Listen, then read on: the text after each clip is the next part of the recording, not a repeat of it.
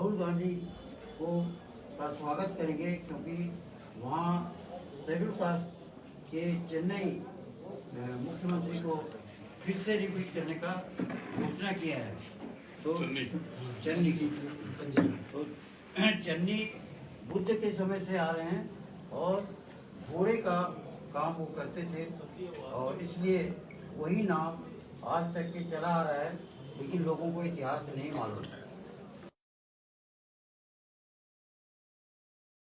सम्मान करेंगे मोदी राहुल जी का, लेकिन हम कहेंगे कि जब तक के आप ब्राह्मण सलाहकार को नहीं निकालोगे तब तक के हम आपको प्रधानमंत्री नहीं बनाएंगे, क्योंकि मोदी और आरएसएस का जो रास्ता है, जितने भी पार्टी हैं बड़ी पार्टी, उनके सलाहकार ब्राह्मण हैं और वो उनका जो लिंक है वो उससे जुड़ा रहता है आरएसएस से, और उनसे उनको जो विदेशी ब्राह्मण हैं उनको हम निकाल बाहर करेंगे।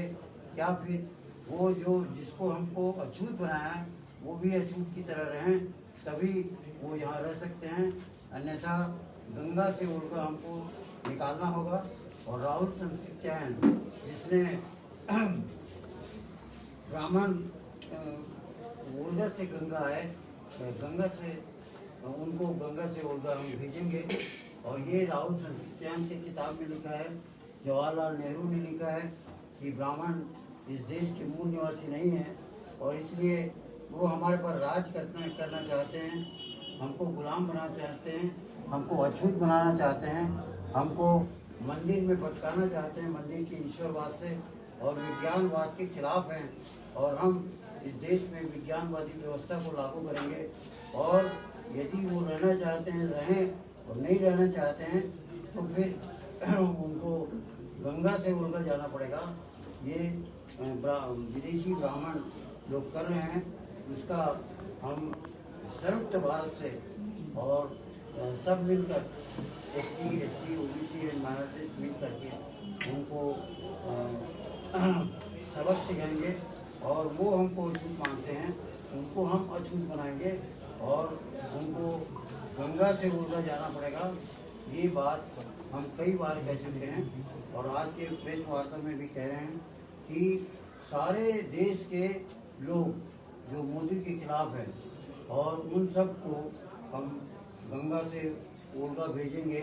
मोहन भागवत का चुनाव होना चाहिए, अगर आरएसएस को जिंदा रखना है तो वहाँ महिला प्रतिनिधि बैठना चाहिए और इसके लिए हम जो रचना कर रहे हैं, कौन सा 12 तारीख को तैयारी बैठक है और तैयारी बैठक के बाद तारीख बांधेंगे कि दिल्ली में उनका राहुल गांधी का स्वागत, चेन्नई का स्वागत हम बड़े पैमाने पर करेंगे और राहुल गांधी से शर्त रखेंगे कि अगर वो ब्राह्मणों को छोड़ दे तो तभी हम उनके साथ टाई अप करेंगे, अन्यथा हम उनके साथ टाई अप नहीं करेंगे। अब आपको बाबूजी से कुछ पूछना हो तो पूछ सकते हैं। बाबूजी 2-3 सवाल मेरे हैं। पूछो। 2, एक तो साउथ का प्रतिनिधि आपने स्टालिन को घोषित कर दिया, नॉर्थ का चंद्रशेखर आजाद जी को, तो भूपेश बघेल जी इसमें कहाँ हैं, कुछ बताएंगे उनका क्या स्थान है? उनको पूछेंगे कि भूपेश बघेल को, क्योंकि हम भूपेश बघेल के कांग्रेसी के बाप हैं, लेकिन ब्राह्मणवादी व्यवस्था को हम नहीं मानते, हम उसके लिए बाध्य नहीं हैं। तो माना जाए कि आपने जो है दत्तक पुत्र मान लिया है रावण जी को? नहीं, ये बात आप एक मिनट, आप जो है सवाल पूछिए, मैं जवाब दे रहा हूँ। बाबूजी ने दत्तक पुत्र हर उस नौजवान को मान लिया है जो अन्याय के खिलाफ आवाज उठाने में बुलंद है, हिम्मत कर रहा है, इन कट्टरपंथियों से, संविधान का विरोध करने वालों से लड़ सकता है, लड़ने का मादा कर रहा है। आप बाबूजी से 2 सवाल पूछ रहे हो, 200 सवाल पूछो, सबका जवाब मिलेगा। पूछो आप। बाबूजी एक घटना घटी है, आप सुनिए मिस्टर, हम बाबूजी को मैं लाया हूँ, सुन लीजिए, बाबूजी बड़े मिशन में लगे हुए हैं, भटकाने की कोशिश ना करो, हम चैलेंज कर रहे हैं, कोई भी बाबूजी सुन नहीं उनको पूछ लो।